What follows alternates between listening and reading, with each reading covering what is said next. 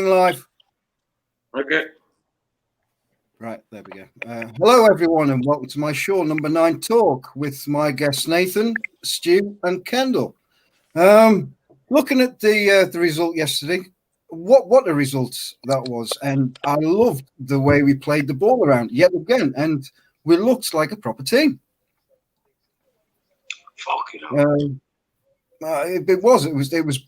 It was brilliant. It's the what you call it, the possession, the passion of the whole team, and I thought it was perfect for the way we should be playing.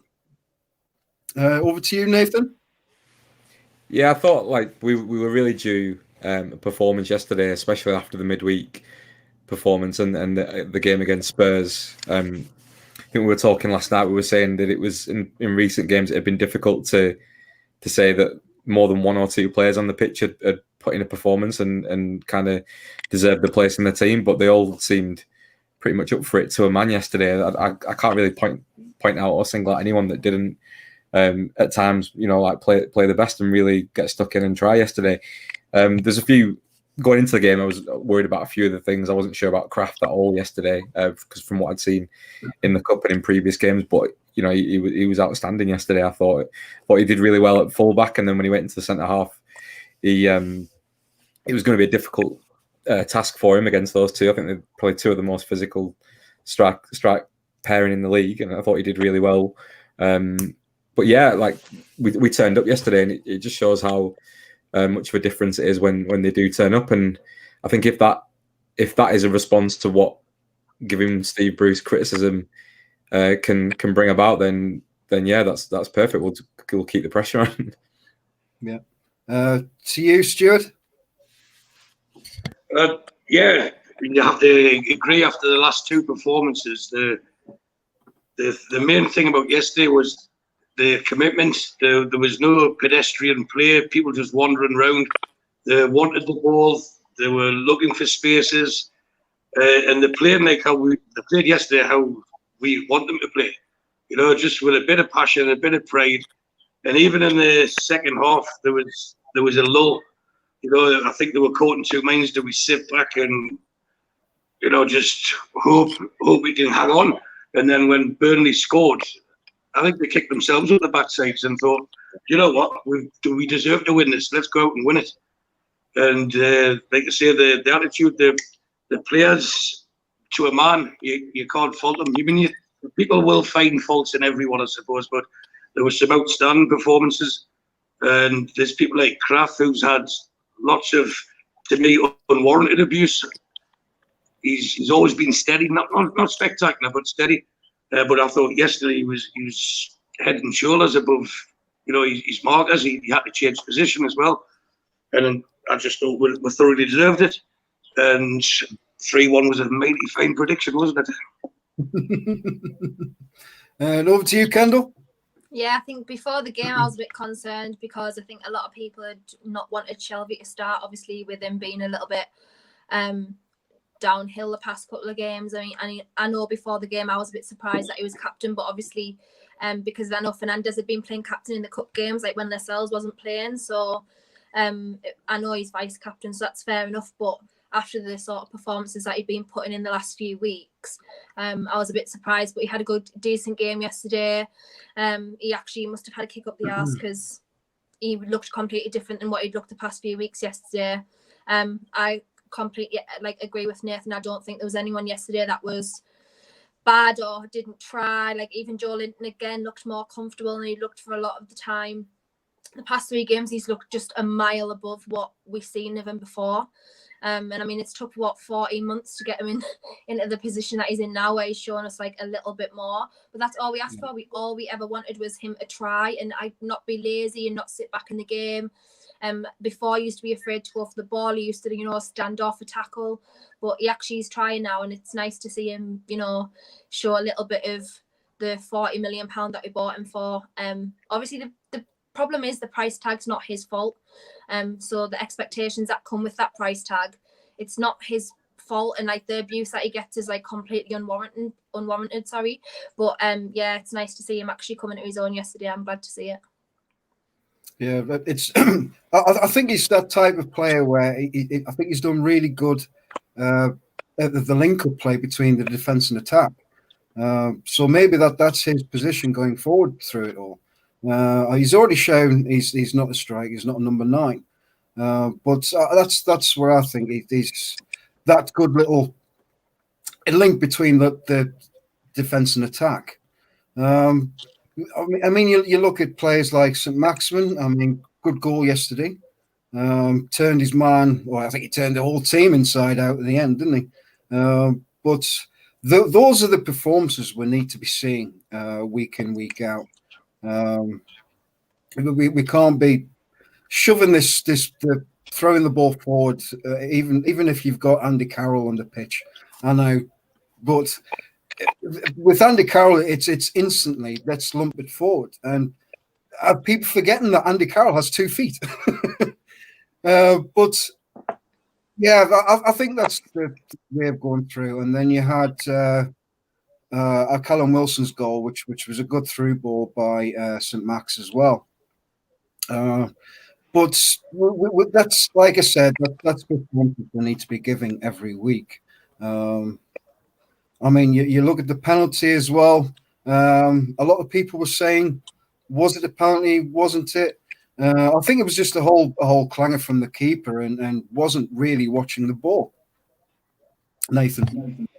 Yeah, I think Pope looked a bit shaky all night, really, from the first minute when he took a bit of a careless touch, and Callum Wilson quite rightly just accelerated towards him, didn't he, and put the pressure on, and I think that set the tone for the evening. I think Nick Pope's had a bit of a when they came back after the project restart, he was quite shaky, but before that he'd been up there with Dubravka as one of the best keepers in the league last season in terms of saves and that kind of thing. But yeah, since the project restart at the beginning of the season, he's been a little bit shaky. But I feel like it was a penalty. Those get given now, whether you like it or not, I think. And if the forward gets a touch to the ball first and the keeper takes him out afterwards, it's a penalty all day long for me.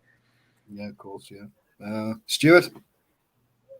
Yeah, no doubt it was a penalty. But I want to follow on from something Kendall said there about Shelby, because I said something last week where I don't think he should have been in the team.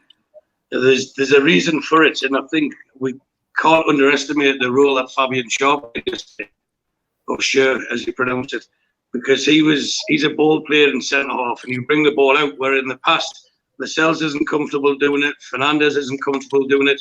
So maybe that could have been the reason why Shelby was dropping back to get the ball and then try and link up. And he hasn't been able to do it because it's very simply just press him straight away. But if the centre half's got the ball and Shelby's then 10, 20 yards further up the field, Jersey capable of spreading the ball wide, not forward. He's more comfortable on the ball. And I think that, especially for the first half, it made the team more comfortable with how they played. And of course, the amazing enigma that is ASM, the fact that he's on, and most of the time he doesn't know what he's doing, and the other team certainly don't.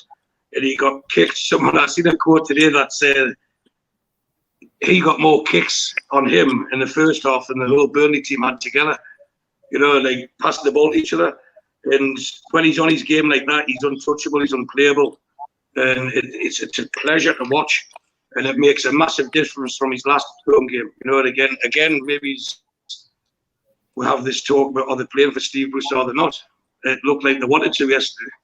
So, fair play. It was a great result. Definitely a penalty. And I think sure made a massive difference to the whole setup of the team yesterday. Yeah. Kendall?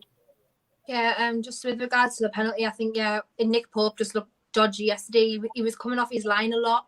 And it was ended up like giving some flaky passes, and it was just coming to us all the time. And it was a bit crazy to see, because he's like obviously one of the best, apart from yesterday, he's one of the best English goalkeepers that we've got.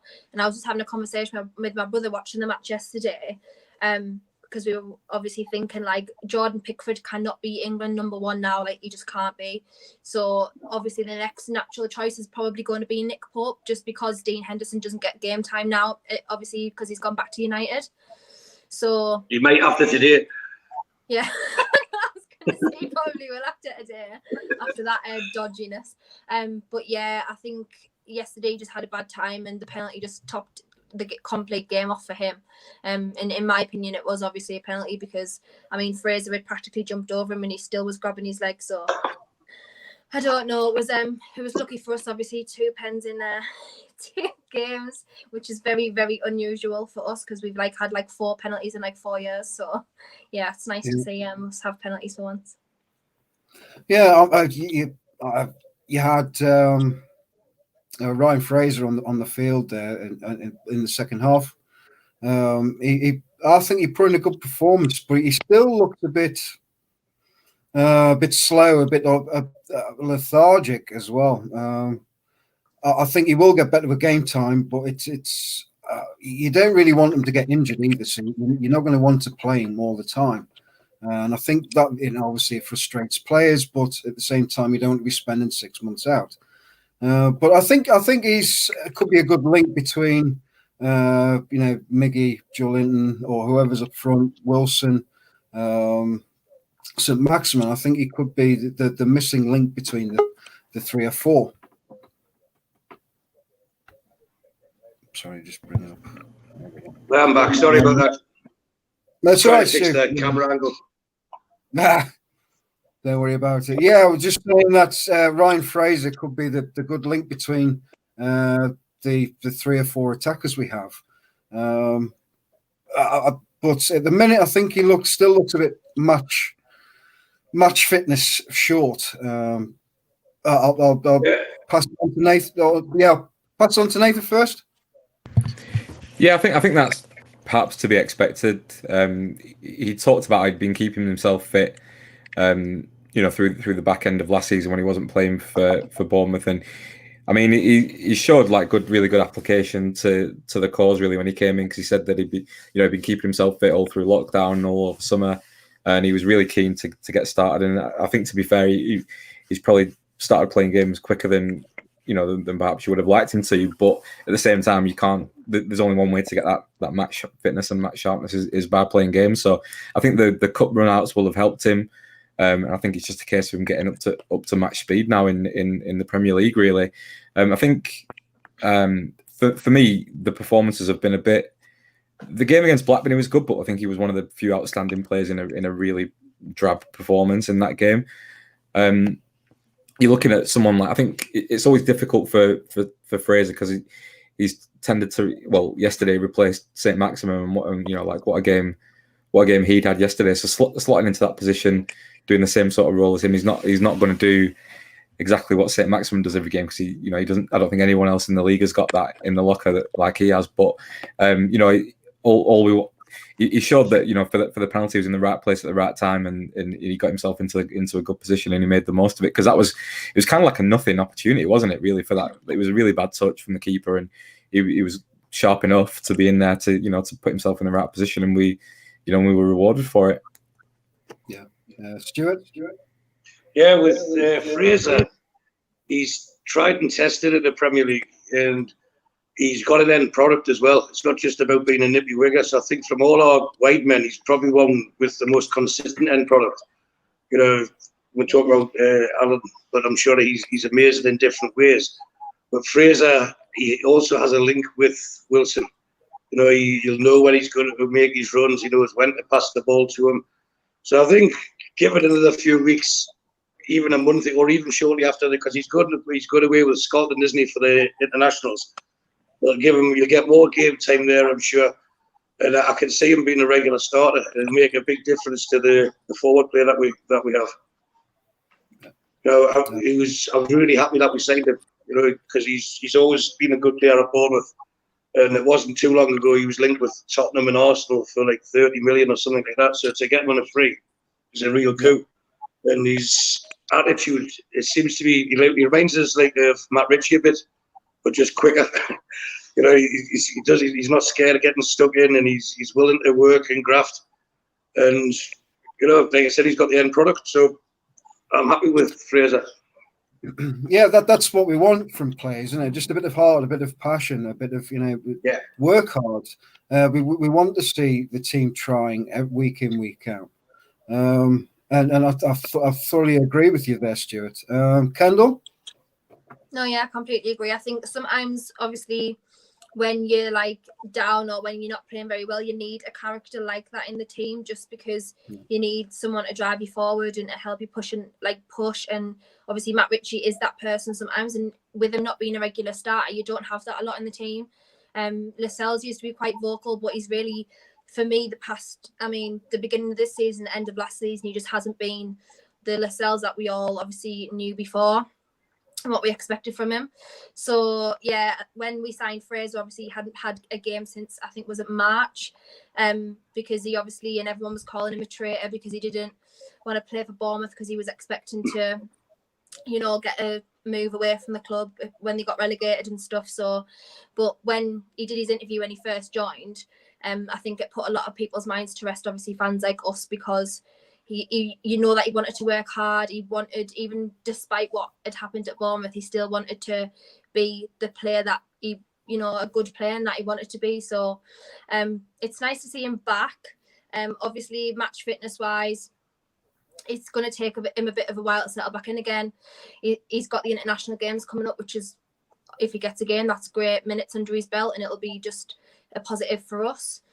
It's nice to know that we've got another option. Like if St. Maximin comes up, we've got another option in Fraser that is a decent enough person to drive balls in.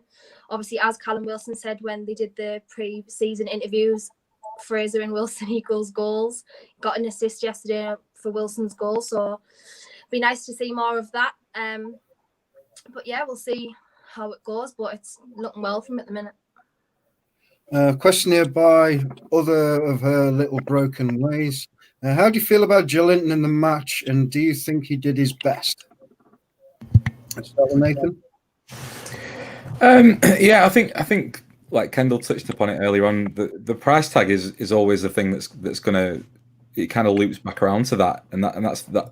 We've had, let's not forget, we've had strikers sort of leading the line for us in recent years, like Riviere and Hosselu and players like that who've done next to nothing, and because of their price tag, it's been complained about that they've not been very good, but then it's not been an issue because of like we said, because of that price tag. But I think I was really pleased with him yesterday. I've been pleased with him for the last 3 games, to be honest. And I was one of his biggest critics, even at the beginning of the season, because I could see from watching him that he wasn't, he wasn't trying, and he wasn't putting in the running, and there were times where like a cross had come into the box and he wasn't even in the, he wasn't even in the camera angle, and that's just unforgivable, isn't it? But when you see him actually trying, if these players and these passes don't come off, then that's one thing. But if you see him, tracking back, running around, getting stuck in, then it makes it much more palatable to see him, to these performances, because we're not going to win every game, we're not going to play well every game, but when you see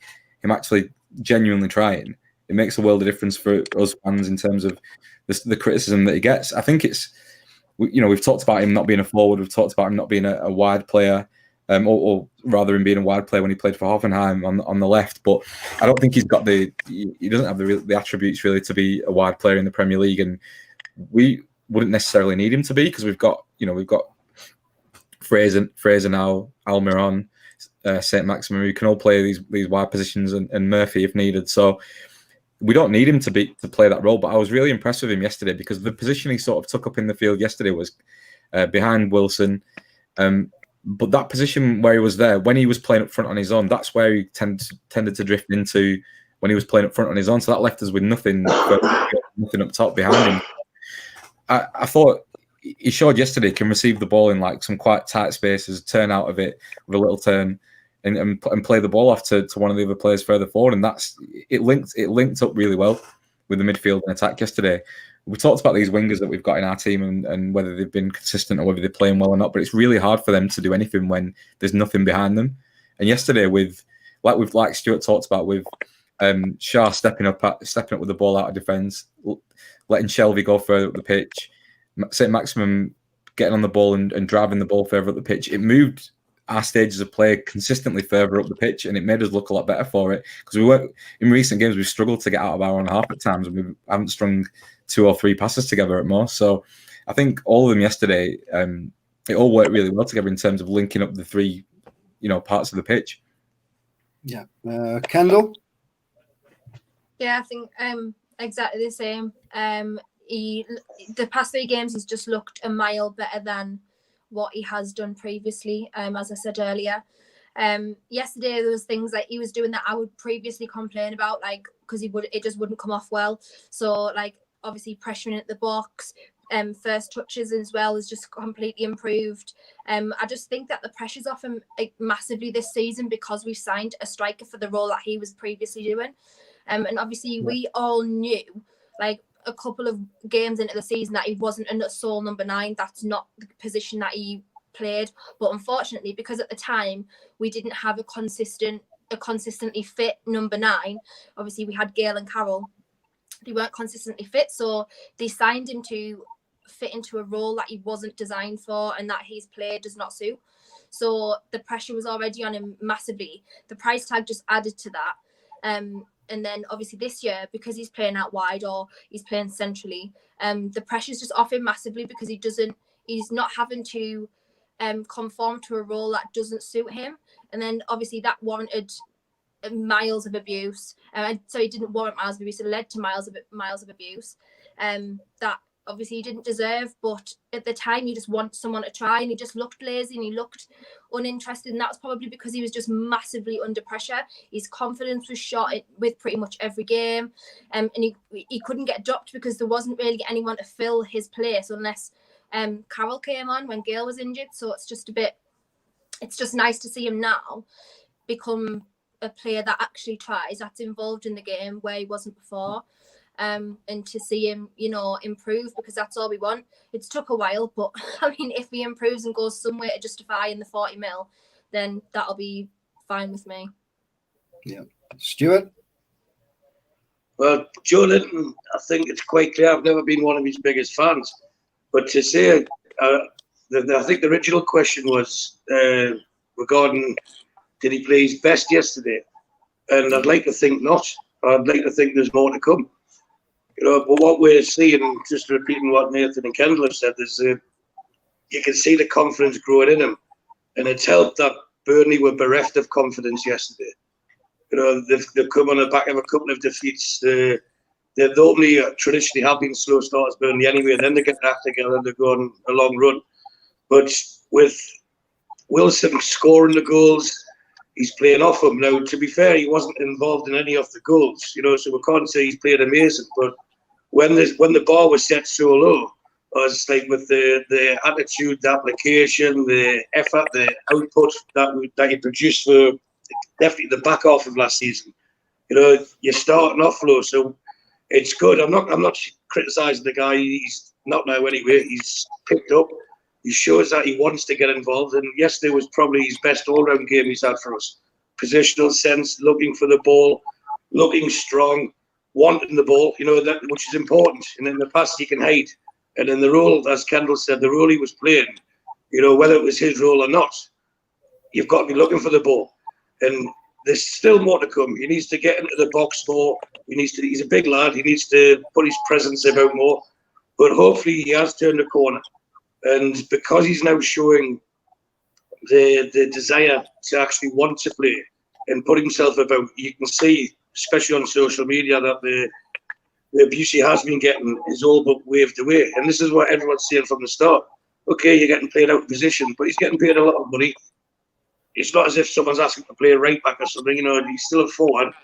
He's not falling over himself, taking shots anymore. He's actually got his head up. He's looking for a man, wants to be involved, and it's quite possible he's enjoying the training a bit more because he's not having to be the one to score the goals, knowing himself.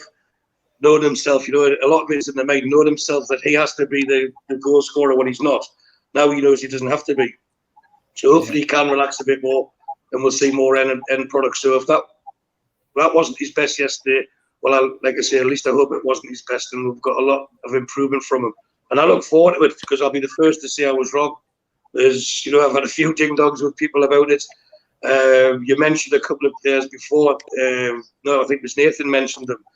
Hosselu. I would have Hosselu over last season. I would have him up front over our current number 9 any time, any game. And the price tag's irrelevant. But to put anyone in the same bracket as Riviere in the modern Premier League era is probably the worst forward we've ever had. He couldn't have been a forward. Joe Linton was far better than what Riviere ever was, but that's, again, not saying something. So hopefully he will improve a lot. And there's more to come, and it's nice that he has turned the corner, and it's good to see the confidence growing. So we'll keep supporting him from now on. Why not? Why not? Blunted Talks. When is Gail back? I'd forgotten he was still alive. I think it's the end of November or something, wasn't it? That was given. It was December, I heard, Christmas Day. I don't know. I haven't heard anything about him for ages. No.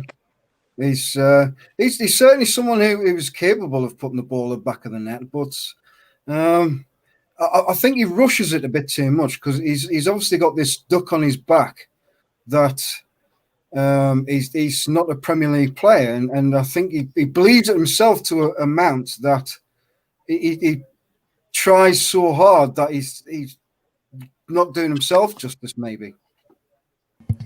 I think when at the back end of last season, he came in, did quite well, got a couple of goals, and then I think it was more along the lines of like the team performance, though, because we got ourselves safe at the end of last season, and then we fell off completely. We fell off the face of the earth completely after that.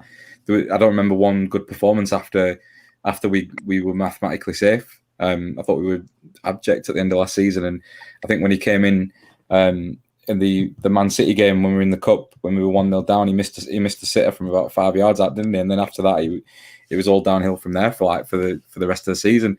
I think he's a player that Rafa was trying his best to get rid of the whole time that Rafa was, after we've been promoted. Rafa was after getting him out getting him out on loan, trying to sell him this, that, and the other. So I think there is some doubts around his Premier League qualities, but in terms of a striker and what a striker knows what to do, he knows the places to be, and he knows how to get into the right positions, and then it's just a matter of him putting the ball in the back of the net. So if you're looking for a striker that knows where to be, then yeah, he's got that nous and he's got that know-how, and he's done it. He's done it all his career wherever he's been, and you don't lose that whether you're playing in the Championship or the Premiership. But for me, it's he's one of this group of players now that we've had around for a really long time. A number of us fall into that category, like Shelby and Richie and that kind of thing. And as good a performer as Richie is, and we can say what we want about Shelby's performances, but if we're looking to kind of like move up the table now, these are that core of that Championship team that's still very present, through our squad. These are the players that we'd be looking to like move on and to improve upon now. But that's finance spending, isn't it? We don't have. It seems like we don't have the money to spend, or the owner's not spending it. So, usually when the team moves up into the Premiership, we'd want to sort of strengthen all round. But he's not a bad option. Yeah, Kendall, what was your take on Gail? Yeah, I think the problem with Gail is obviously since we got promoted from the Championship, he hasn't had like a full consistent season in the Premier League, because obviously we had Rondon and Perez, and then we had Joe Linton last year, and Dwight Gale got a couple of injuries, and then again, obviously this year he hasn't started because he's got injuries again. So he hasn't really been a consistent starter for like 3 seasons now. So I think that's obviously where an issue lies, because when you're not getting game time, you're obviously not going to be stepping up, you're not going to be improving, your head's not going to be in the game. So before, when we had him in the Championship, obviously he was top scorer and then got injured for 6 weeks, and then Chris Wood overtook him. So he does have the skill. He's a typical forward, and as well now we've got players who can drive the ball forward, because before we only obviously had like people like Shelby. So we've got obviously St. Maximin now who drives the ball forward. We've just signed Fraser. So whether or not Gale comes in at the team, he's got more chance of getting the service now to bring him back to the striker standard that we know he can be. Whether or not he's good enough for the Premier League now, I don't know. That's just, he's not any worse than obviously Carroll is now. Whether or not he's back on Wilson's level, I don't know, because we haven't seen him play for a long time, apart from the end of last season when he came in and scored a couple of goals towards the end. So yeah, I think it'll be interesting to see what happens once he comes back from injury, because at the moment, if we don't sign a striker tomorrow, which is probably highly unlikely, he's our only like backup when he comes back from injury. So it'll be interesting to see the sort of dynamics of the squad when he's back and what happens there. Yeah, Stewart? I like Gale, but I think what he is, he's a squad player. And it's something that Nathan alluded to before there. He's a very good championship player. And we had, for the last 2 or 3 years, the majority of our squad's been like that. If you look at Murphy, he had the EXL last year for Sheffield Wednesday. And he's come back up and he'll be a squad player for us.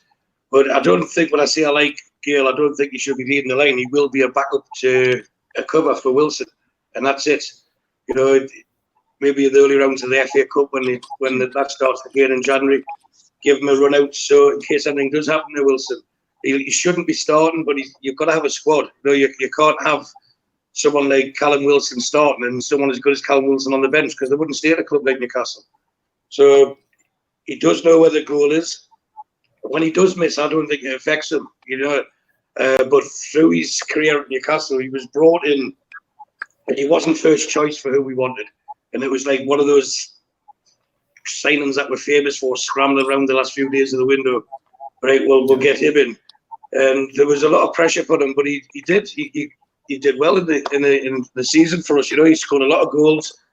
He believes he's Premiership quality. It's quite hard when your bosses don't think that you're as good as you think you are, and the sound bites come out that no, you shouldn't be in the team, and you know we're looking for someone else. And I think the reason that they were trying to get rid of him is because he held a value. You know, he is a natural goal scorer. That's 5-1 to Villa now, by the way. He's a natural goal scorer. He will know where the goal is. And there's teams in the bottom half of the league. We were one last season. We needed him when he came in. He did put the goals in. And the top teams in the Championship, I think everyone would quite happily welcome Gale into their team. So keep him in the squad, keep him as backup to Wilson, and that's it, really. Yeah. I just wanted to talk on Steve Bruce. When he came in as manager, he was no one's liked person. He was no one's first turn, really. But I think he was dropped in late, wasn't he, really? But many people have their own opinions on Steve Bruce, but he's never been my cup of tea, as he puts it. So what would be your guys' take on Steve Bruce? Nathan? Yeah, I had a bit of a rant about Steve Bruce last night, and I think it's I'm not going to be taken aback by the performance last night and say that all's well again now, because we were in this position at the start of the season when we beat West Ham quite comfortably, and then it was a case of we were all really excited for the season, we're excited for the football we were going to play based upon that performance, and then what's followed from that point until yesterday has been, it's been dreadful, isn't it? Until yesterday's game. So for me, he seems to make a lot of excuses. The first excuse being that we can't play. He said last season, didn't he? That team can't play anything other than 5 at the back, counter-attacking football, because that's what Rafa did. That's the only thing they're comfortable with. That's the only thing they can play. Fair enough if that's the case. So there were times, I think it was the Leicester game when we got absolutely thumped last year. After that, he went back to 5 at the back, and we had a bit of a better run and a bit of a better response off the back of that, which seemed to give some value to what he was saying, which is fair enough. And I'll take that on board, and that's fine. Since then, he's had 2 transfer windows. Since he came in late at the start of last season, but he's had 2 transfer windows now to bring in players that he wanted to have in the team. He's had probably more money. I don't know if he's had more money spent on him now than any other manager in the Ashley era. I guess someone can correct me on that, but I know McLaren had a lot of money spent on him. But certainly now he's up there in terms of, especially when you're comparing it to the amount of money that Rafa had spent on him. So he's brought in players now. And we've got players in that team that have been, if you look at that squad, that's one of the best squads that we've had. Going back in the last sort of 4, 5, 6 years, I wouldn't say it's as good as the squad that we had when we under Pardew when we finished 6th, and that was a really good attacking forward thinking team. But Yeah, certainly. I think that's one of the best bunch of players that Newcastle have had at the disposal for a long time. So now he's not really implemented any kind of sort of style or any kind of sort of way of playing on that team. There were other excuses that that it takes a long time, but we've seen other managers coming in that amount of time that he's been at the club. I mentioned Ancelotti yesterday. He came and he spent a bit of money and he's got Everton playing and look where they are in the league as a result of it. So I think there's talk of him not being a tactics man. We can kind of see that on the touchline when he's not, he doesn't seem involved in the game. He doesn't seem to be micromanaging things on the pitch. As we like, Rafa never sat down for the full game. He'd be up there, kind of kicking every ball, wasn't he, at times? So for me, Bruce, he doesn't really do enough in that respect. He seems a bit like the game passes him by almost sometimes. Some of the selections are quite questionable. I think he's got favourites in the team that he'll play. Like Shelby's been in the team. Shelby had a good game yesterday, but I think a lot of managers would have dropped him yesterday. He wouldn't have been playing if Rafa had been the manager, if he'd have turned out some of the performances that he's done so far this season. So I think he's got favourites, but I think he's kind of I don't know if it's his fault, because I think he's out of his depth, really. I don't think he's used to managing a club the size of Newcastle with that magnifying glass on him all the time. And I think that's shown in recent press conferences that he's done. He cracked in the week, didn't he? And he cracked towards the end of last season as well, when people mentioning the takeover and him losing his job and that kind of stuff. And he cracked then, and he cracked last week after being criticised on tactics. So I don't think he's used to that kind of pressure. But for me, we need to see a bit more consistency now, because we can't. It's not good enough to play to have a really good game and then turn out 4 or 5 really poor performances and then have another good game. So yeah, I think it's we need to see more consistency. I mean, the proof's in the pudding now. We need to see what he's promised that he can do this and he can play attacking football well. Will show us, and if not, we'll continue to voice our opinion on it. Yeah, as by the comment there, I mean, 38% win record over 20 years. It's not great, is it, really? Kendall? That's all right, 38% over 20 years is good, but you've got to take consideration a lot of that's in the Championship as well. So he will be winning more games in the Championship. That's not his Premier League record, because 38 games is more than 1 in 3. And if you're winning more than 1 in 3 games, you're getting 40 points a season, aren't you? Yeah, so that's not including the draws. So that's not his Premier League record. But with Bruce, he's a divisive figure. I think people like him as a person, but you have to question his tactical nous or naivety. The bits I liked about him was like when he called out Craig Hope at the press conference last season. He put it right on his toes. No, you called me a liar. And then when something was said back to him, he went, "Well, yes, you are." Then he stood by his convictions. And you like that. But what hasn't helped him is his popularity within the press. And this has got probably the fans irate more than anything else regarding Steve Bruce's. We're getting spoon-fed or drilled into us why we should be grateful to have Steve Bruce as our manager. Okay, if that's the case, would any of those have them as manager of their club? Would you have a manager of Liverpool? Would you have a manager of Man United or Tottenham or Everton, Arsenal? All these ones with the pundits who are saying, Newcastle are ungrateful. Take what your club then. Not a chance, would they? So why should we? So that's I think that's caused the most. But he has been lucky. And I'd rather have someone, for me, I work in a results business. I'd rather have someone work for me who's lucky than good. You know what I mean? Because if they're lucky, they're going to produce for you. What we really want is someone both, and have the ability to change things. And I think just carrying on what Nathan said, I think sometimes he gets taken in by it all and he becomes a spectator and then forgets that he should be managing this team and thinking about making changes. And there's obvious comparison to Rafa. You can see he's a tactician, and you can see he's on the training ground and he drills into them what needed to be done. And then Bruce, more being the friend, and it's been rumoured for most of his career, he hasn't done much of the training. He gets his coaches to do the training. So that's why it's hard to get the message. He's more of like the friend of the players. But don't kid ourselves. We're going to get hammered a few games this season. We're not good enough not to. And look at the way the games are going today. There's going to be hammerings, and there's been hammerings in all my life supporting Newcastle United. it's how you take them. And there was something just after the Manchester United game when I think it was Patrice Evra, he was nearly crying, and he was like, okay, you got beat. But what he was saying was actually right. If you could get in between them bubbling, was the fact that he was, if you're getting beat, that's when you show your character. Right, we've lost with 5 down, 6 down, but we'll keep going. They don't just pull out the challenges and give up. And I think that's what Newcastle have been guilty of. They haven't had a taskmaster to get up them, like Ferguson was, or Benitez is, etc. And Bruce is more of one that he doesn't really want to offend the players in case they turn on him. So it has been more of the lunatics taking over the silent to a point. But I think this week, I like the fact that he lost it a bit. I like the fact that he lost his temper because it shows he cares. It shows he's got a bit of passion. And that might have got him onto the training ground and rolled his sleeves up and says, right, we're going to show them, create that bit siege mentality. And yes, the results on paper look, you can't knock them really apart from the Brighton game. But we have been lucky, and long may it continue. But if that turns, we could be in massive, massive danger. So let's just hope he can keep us up, and then if and when we get taken over, then we'll be replaced by someone who can take us to that next level, because Bruce is just a stopgap. For sure he is. He's not the person to take us forward. Yeah, superb, mate. Kendall?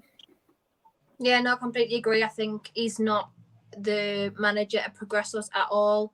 I think the problem is with Bruce, he's more interested in being fair and like your mate, and like he's not bothered about being harsh, and if someone's had a bad game, like dropping them or taking them off at halftime, he's not interested in that. He wants to be their friend. He wants to be, like seen as to be friendly with them, and that's, I think, partly, as Stu says, I think that's partly because he doesn't want the pressure. Like, I don't think he can handle anyone turning on him, which then leads me to think, like, I don't understand why he's turning on the fans and the press, like saying, I don't understand why they don't know what I'm doing, saying to the journalists, can you not tell the fans like what I'm doing, what I'm trying to do here?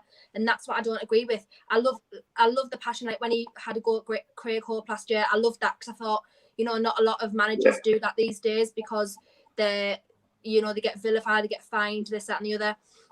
So I was so glad to see that last year.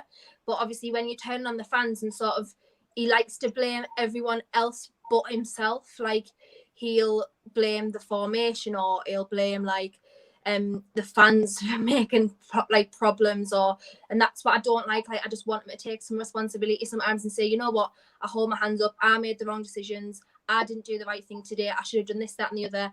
And I would respect him more for that, rather than making it into, why don't other people get what I'm trying to do? It's like, he's the only person that knows what he's trying to do. Like, in my opinion, I don't think anyone else does, with all of his changes and everything like that. So for me, yeah, I think he was 11th or 12th choice when we signed up as manager, and that's because no one wanted to come under the Ashley regime. Why would a manager of a decent caliber want to come under a regime that doesn't spend money to compete in the league, that's like practically a yo-yo team in the past 10 years? Like, you don't want to. So we were maybe lucky to get a manager of like Bruce's caliber, maybe, I don't know, because we were never going to get the likes of Pochettino under Ashley. We were never going to get the likes of Mourinho, Allegri, anyone like that under Ashley now. So for now, it's going all right on paper. It's obviously, don't want to put your rose tinted glasses on, because it's not going to last. Luck, unfortunately, always runs out, and that's what he's riding on at the moment.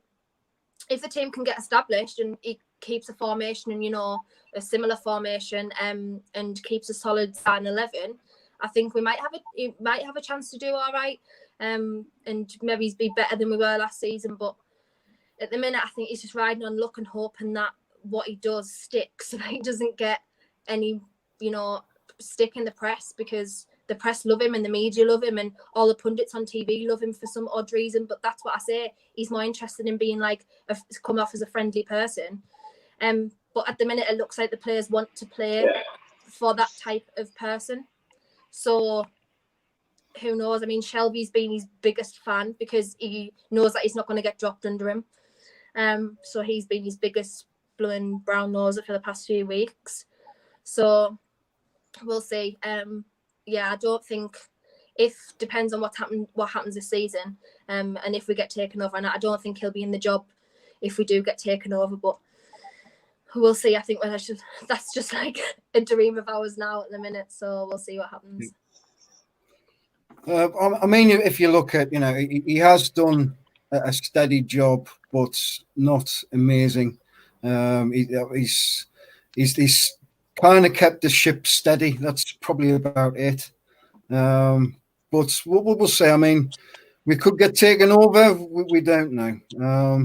But the question here, if Ashley puts his hands in his pockets and said, go for which player, who would you buy to improve the team? I mean, I suppose at the moment we've probably already spent our budget. So if there was anything that came up loan-wise, we'd probably dip in. But who would you say would be a viable person to go for? Nathan. I think if we're talking loans, and like Kendall mentioned it the other week, but I'd have got Barkley on loan for certain because he looks like he's had a good game today for Villa. So yeah, I think I'd have got Barkley and a bit more. We've got in our wide position, we've got a lot of dynamism in terms of like St. Maximin and Fraser and Almiron, but we're kind of lacking that in the central midfield positions. We look a bit flat-footed at times. When we've got Shelby there, he's looking to sit and play the ball out wide and pick a pass out. Hayden's doing the job in there. Hayden, he does the ugly stuff. He gets stuck in and he sweeps up the mess, so to speak. But in terms of we need a kind of bit of a ball playing midfielder who can actually like push on and can actually create something. There's a lot of talk about Loftus-Cheek as well. I'd like us to go for him because I was very impressed with him in the from what I've seen of him. He's had his bad injuries, but when he's been out on loan, and when he's got some game time at Chelsea, he's been pretty good. And I thought he'd fit in quite nicely into our team. I think if you look at the way we set up yesterday, we had Hendrick on the right hand side kind of thing, and he was sort of like a three in the midfield, and he didn't look natural in that position to me. And I thought he was quite poor yesterday, Hendrick, but. I think if we'd have had Loftus-Cheek in that position, that would have been, I think we'd have had a lot more success down that side. So I think if that's the formation that he'd be looking to play with that three in front of the back four, on the right hand side of that, I think Loftus-Cheek would fit in quite nicely in there. But yeah, I think those two. We talked last night about central defenders. It seems criminal now to have let Lejeune go out on loan when we're struggling, and Shaw picked up another knock yesterday on that shoulder injury, so we don't know the extent of that yet. We let Lejeune and Watts go out on loan at the start of the window, not knowing what the start of the season would bring. So we found ourselves a couple of days before the transfer window shuts, and we're looking at having. So if Lascelles is injured, Clark's out injured. We don't know when he's coming back, and if we don't know how long Shaw's going to be out, so we've got Fernandez in centre half, and then Kraft. Like we're really all of a sudden in the space of a few weeks we're really short staffed in that central defensive role. But I think any central defender, I don't know who's available, but anyone that you would want to bring in, you'd want to bring in like the guys have said, someone along the lines of like Shaw, who can just play it out from the back and is a bit more sort of cultured and a bit more comfortable on the ball. Because when you've got those two, like we've talked about, when you've got Fernandez and Lascelles in centre half, they're frightened to death of having that ball, and they don't want it. So they don't. So yeah, I think those would be the positions that I'd look to strengthen. Yep, Stewart. Well, the question was if Ashley put his hands in his pockets. It depends how deep his pockets are and how long his arms are, doesn't it? So I don't know if it was like a wish list. So you can reel off some of the best players in the world who will never come and play for us whilst we're in the current predicament with the regime we have. But realistically speaking, the one I've been advocating for probably 2 or 3 years now would have been Ross Barkley. There's someone who can get the ball, run with it. He's agile, he's mobile, he can finish, he can see a pass, he's strong, he's hard to knock off the ball. And I think, well, it's difficult now with the crowds not being there, but he could have become a big firm favourite with the fans. And he reminds us of Gaza, obviously not anywhere near as good, but he's the same sort of mould as what Gaza could have been. And he could have been massive for us, but now he's at Aston Villa. The one team I wouldn't want him to go to, he's at. and not of Nathan saying centre halves, I would give John Stones a go. He's obviously not in favour at Manchester City. He's better than the ones that would be linked in, such as the Chris Smallings and Phil Joneses, etc. And he's a ball player. He can play the ball. And I think giving him a consistent run, getting arm around him that Steve Bruce can do, become his friend and stuff like that. Tell him that, this is your route to get back into the England squad. Give him a target to go for. John Stones could be great. Loftus-Cheek, I don't think would come to Newcastle. I think he wants to stay down south. I'd love to be wrong with that, but I think he wants to stay down south. So it'd be like probably a Palace or West Ham move for him. So my answer to mine would be with John Stones. That's the one I'd like to bring in now because we need cover in that area anyway. Yeah, Kendall. Yeah, I was gutted about Ross Barkley because whenever I was asked for like the past 2 months who I thought we should bring in, it was Ross Barkley. That's who I said because he would have just fitted ideally into the team that we've got right now. With the player that he is. I think there's several players that we've missed out on for loan deals that we could have had. Well, I mean, I know like Eze, who's gone to Crystal Palace, I know obviously they bought him, but I think for 15 mil, he was decent. Obviously players like Ollie Watkins, I know he was 28 mil, but like he's just got a hat trick there tonight, and he's still only relatively young. He's 24.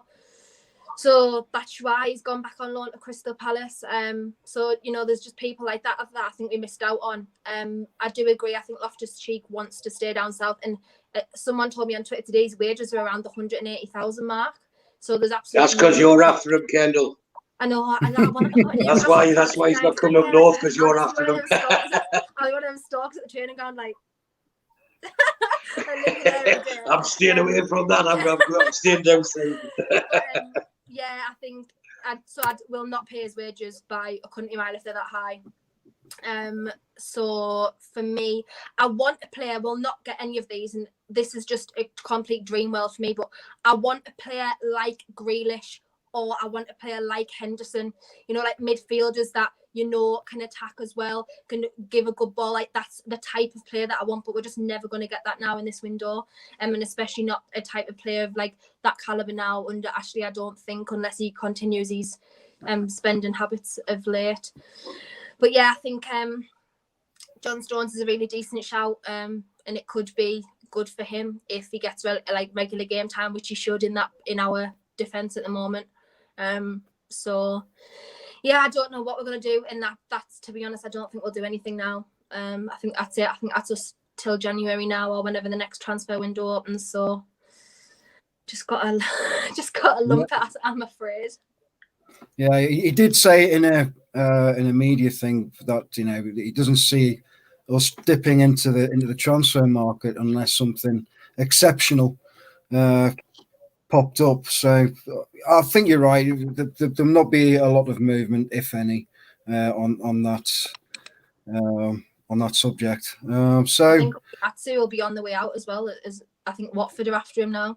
So if anyone goes out, I think it'll only be him as well. So yeah, there's players that need to be moved out. The likes of Atsu.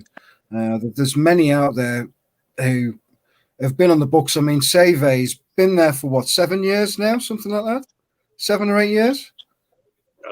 Too long. He's been there a long time. Too long. Yeah, and they need to be moved off the books. And even if you get like between 2.5 and 3 for him, it's worth putting it back into the pot and to buy someone further down the line. To beef up maybe his January pot. In case we need to be doing that in case of injuries or to fill up the squad with a bit more quality. I think we should have got rid of people like Yedlin though, because I think you could have got a couple mil for him at least. I mean, he's only still 27 and he's got some decent pace. I think he'd have been a decent signing for a top level championship team. If they were going to go from, there's just people like that aren't going to be anywhere near the squad pretty much anytime soon unless it's a cup game. So they should have got rid of some players beforehand, but obviously it ends tomorrow, so that's again not happening. So yeah. Right, I think the time's catching me up at the minute. So I'll have to say good night to you all, and thanks for being on. It's been a pleasure. Anytime. All Yeah. right, thanks Thank a you. lot. Yes. Look, thanks very much anyway, guys. And I hope you get you back on at some point as well. Definitely. Sure, yeah. Thank you for having us. Cheers. Thank you very much. Cheers. Right. Thanks for people who've watched number 9 talk. I was supposed to have a questionnaire. I did one, or my daughter did one for me. But time was running out, and I don't think I would have had time. So for next time, I will be doing that questionnaire my daughter did for me. Thanks again tonight, guys, for watching, and hope you all well. And please like, subscribe, thumbs up, and I'll see you on the next show. Good night, you Rajis.